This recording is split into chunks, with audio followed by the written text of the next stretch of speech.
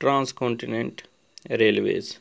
Transcontinental railways run across the continent and link its to end.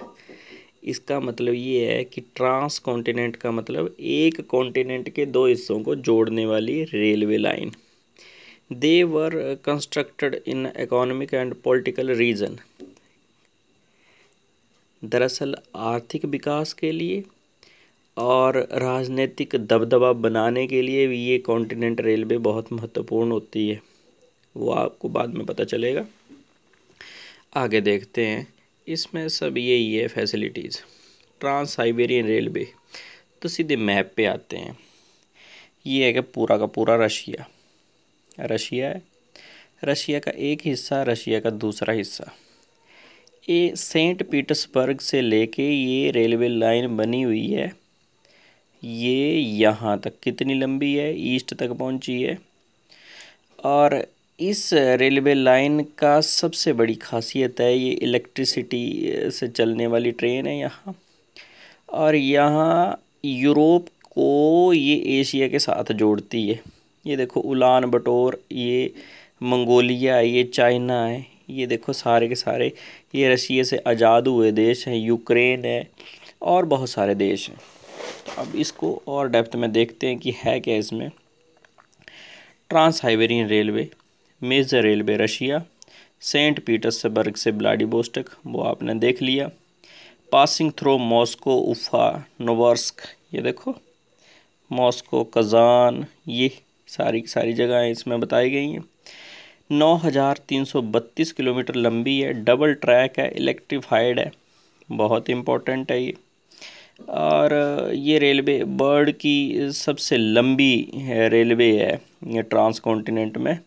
Ural mountain और Europe को जोड़ती है. Yangtze river भी है, चित्ता भी है और इम्पोर्टेंट एग्रो सेंटर है. देखो ये यूराल यहाँ है, सारा का सारा यूरोप का पर्वत है यूराल. और ये जो है ये बहुत ही इंडस्ट्रियल एरिया है ये सारा का सारा. ठीक है. ये चित्ता, यहाँ एग्रीकल्चर प्रोडक्ट, एग्रो वेस्ट बहुत ज़्यादा चलते हैं. ठीक है. ये देखो सेंटर. और ये देयर आर कनेक्टिंग लिंक्स. इसमें और कनेक्टिंग लिंक्स भी हैं. उज्बेकिस्तान से है लिंक, मंगोलिया से है और बीजिंग चाइना से लिंक होना ही है. ये देखो जो देश हैं इनके साथ तो इसको लिंक करना ज़रूरी होगा देशों को, ताकि वो भी अपना मटेरियल यहाँ तक पहुँचा सकें. यूरोप एक बढ़िया मार्केट है. अगला कॉन्सेप्ट देखते हैं. अगला कॉन्सेप्ट है ट्रांस कैनेडियन.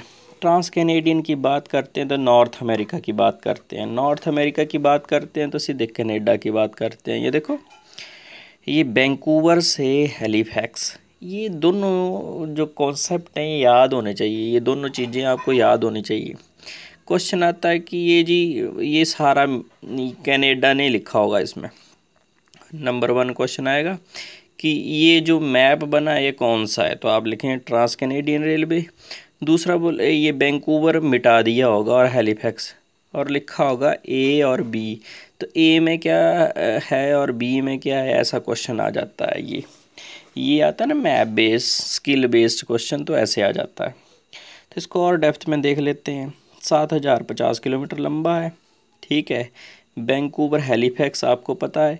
पैसिफिक ओशियन को जो है ये अटलांटिक ओशियन से जोड़ता है. सीधी बात. ये देखो अटलांटिक ओशियन और ये देखो पैसिफिक ओशियन. तो ये अमेरिका का, नॉर्थ अमेरिका का बेस्ट हिस्सा है और ये ईस्ट हिस्सा है. आगे चलते हैं. ये 1986 में ये छोटी छोटी चीज़ें तो आप बहुत अच्छे से याद करते हैं. ओटावा, विनिपेग, कैलगरी, ये चीज़ें याद करनी है. 1886 में ये बना. ब्रिटिश कोलंबिया को वेस्टर्न एशिया से जोड़ने का इसका था. और ये देखो सिग्निफिकेंस है बहुत ज़्यादा बढ़ गया. क्वासी मतलब यहाँ पर इंडस्ट्रियल रीजन भी बहुत डेवलप है पैसिफिक रीजन में. और अमेरिका तो साथ में है ही नीचे, यूएसए, ये यूएसए है यूनाइटेड स्टेट, तो फिर डेवलपमेंट है ही. और दूसरी चीज़ यहाँ पर प्रेरीज के बहुत ज़्यादा मैदान है जहाँ पर आपको पता है ब्रेड बाउल कहते हैं. ठीक है. रोटी का एक बाउल, क्योंकि यहाँ प्रेरीज में बहुत ज़्यादा गेहूँ होती है, बीट प्रोडक्शन। ठीक है, ये देखो ये लिखा है beet and meat are the important export route, इसमें रूट में एक्सपोर्ट होते हैं। अगले कॉन्सेप्ट में आते हैं, the Union and Pacific railway. Union की बात कर दी तो सीधे अमेरिका की बात कर दी। तो देखते हैं, the rail line connect New York Atlantic coast and San Francisco Pacific coast. इसी मैप में देख लेते हैं, यहाँ बेटा सैन फ्रांसिस्को है यूनाइटेड स्टेट में, और यूनाइटेड स्टेट में इधर जैसे ही न्यूयॉर्क है, तो ये भी कनेक्ट होता है आपस में। आगे देखते हैं पैसिफिक कोस्ट में, और कार्गो यहाँ पर कुल मिला के समुद्री सीमा से जुड़ा हुआ है, तो आगे से प्रोडक्शन हो सकता है, यहाँ से ट्रांसपोर्ट किया जा सकता है। The most valuable export in this route is ore, grain, paper, chemical, machinery, इससे हम आगे ट्रांसपोर्ट करते हैं। आगे आ गया बेटा द ट्रांस ऑस्ट्रेलियन रेलवे। ये भी देख लो एक बार मैप पे, ये देखो पूरा का पूरा ऑस्ट्रेलिया है, ये पर्थ है और ये सिडनी है। पर्थ को सिडनी से जोड़ता है, आपने धोखा नहीं खाना है, ये नीचे कुछ और थोड़ा सा एरिया जोड़ दिया इससे, पर्थ और सिडनी है इसके दो हिस्से। पर्थ जो है वो वेस्ट में है, सिडनी जो है ईस्ट में है। ठीक है, फिर आगे इसमें और क्या क्या है ये छोटा सा देख लेते हैं। इसमें पर्थ सिडनी आपको पता चल गया, कालगुर्गी, ब्रोकन हिल्स, पोर्ट अगस्ता, ये जो नाम है ये आपको याद होने चाहिए, क्योंकि ये पेपर में अच्छे मार्क्स दिला देते हैं। अनदर मेजर नॉर्थ साउथ, ये जो एलिस स्प्रिंग को जोड़ता है, और भी बहुत सारी जगहों को जोड़ता है। तो कुल मिला के इसको कंपाइल करना है आपने अपने इससे। बेटा सीधी बात है कि जितना आपको रोट मेमोरी यानी मेमोराइज होएगी ये नाम और ये चीज़ें, उतने नंबर बढ़ेंगे। ओरिएंट एक्सप्रेस, ये एक बार 3 नंबर का क्वेश्चन आया है। ओरिएंट एक्सप्रेस की सीधी बात है यूरोप की बात, ये यूरोप की बात है।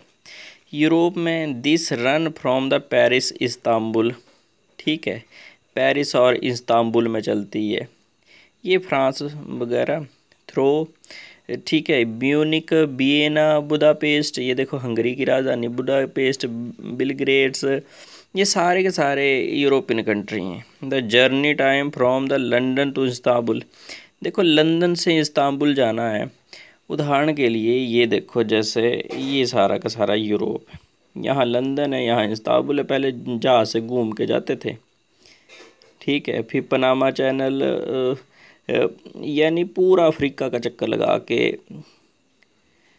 अफ्रीका का चक्कर नहीं मतलब ज़्यादा देर लग जाती थी, यानी 10 घंटे लग जाते थे, 10 घंटे नहीं 10 दिन लग जाते थे बेटा। अब इसको रिड्यूस कर दिया है, 96 आवर लग गए हैं।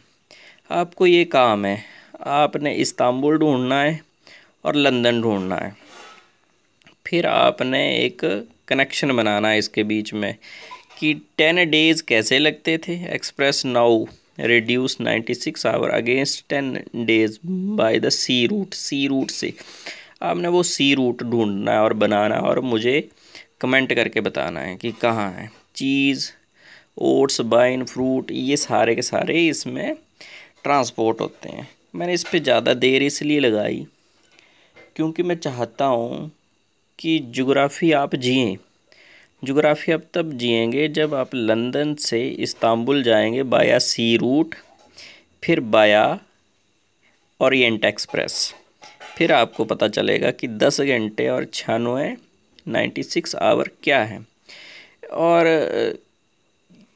ट्रांस एशिया के लिए भी बन रही है एक, जैसे वो सोचते हैं कि इस्तांबुल से आगे बैंकॉक बाया ईरान, पाकिस्तान, इंडिया, बांग्लादेश, जैसे यहाँ इस्तांबुल है तो फिर यहाँ ऊपर से ईरान, इराक से होते हुए इंडिया और बाकी, ये प्रपोज़ल है। बट प्रपोज़ल में ये तो बस इंडिया और पाकिस्तान, तो बहुत सारी चीज़ें रहती हैं, पहले ही आपको बताया गया था ना कि पॉलिटिकल और इकोनॉमिक वो है। वाटर ट्रांसपोर्ट के बारे में देख लेते हैं। चीप है, सस्ता इसलिए होता है क्योंकि किसी भी तरह का कोई रूट का रिक्वायरमेंट नहीं होती है, रूट बनाना नहीं पड़ता पानी के लिए, पानी में जहाज़ उतारा और चले। और water transport divided into sea route and inland water base, वो आपको पता है। इनलैंड वाटर बेस होता है जैसे एक देश है, देश के बीच में कोई नदी है तो ये इनलैंड वाटर वे है, यहाँ पे अगर ट्रांसपोर्ट होता है। सी का सीधे बात, ये सी है तो इधर से देश से किसी और देश की तरफ सी से वाया सी रूट। तो सी रूट की बात करते हैं तो सी रूट की जैसे ये ओशन जो कम से कम यही बात हमने ध्यान में रखनी है इसको लेके। इस पैराग्राफ में है क्या कि मॉडर्न अब सी रूट में मॉडर्नाइजेशन हो गया है, मॉडर्नाइजेशन सी रूट में भी हो गया है। और पहले तो जहाज़ गुम हो जाते थे, अब रडार का ज़माना आ गया है, रडार से पता चल जाता है, वायरलेस हो गया है। और परशिएबल्स गुड्स, जो सामान ख़राब हो जाता है उसको बचाने के लिए भी टैंकर, स्पेशलाइज्ड शिप बन गए हैं। अब ऐसे ऐसे जहाज़ हैं जो स्पेशल काम करते हैं, वो उसी चीज़ के लिए बने हैं। और चीज़ें ख़राब ना हो उसका पूरा ध्यान रखा जाता है। पेट्रोलियम ज़्यादातर जहाज़ों से ही, सी रूट से ही ट्रांसपोर्ट किया जाता है। तो ये एक थॉरो स्टडी की बात है। Thank you.